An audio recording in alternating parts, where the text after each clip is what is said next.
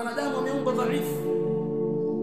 Mungu hawezi kutulazimisha tusiyoweza kuyafanya, na hawezi kutukataza tusiyoweza kuyaacha.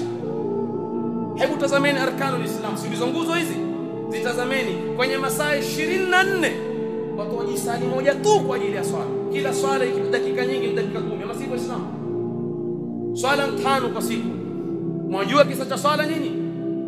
Ule msafara uliokuwepo baina ya Mtume na Musa, nenda rudi kutoka swala 50 mpaka zikabaki 5, ni ishara kwamba Mungu alitutazama akaona kweli hawa viumbe dhaifu, akatuletea sala ambayo katika masaa 24 utatakiwa kutoa jisali moja peke yake.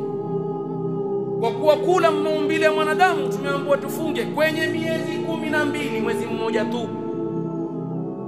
Kwa kuwa wanadamu asili yao hupenda maisha na ili wamiliki mali vyao, hata zakao wameambiwa basi watoe kila yanayopitia na mwaka, tena mali yawe ni kiwango fulani, utoe kidogo sana kati ya mali unayomiliki.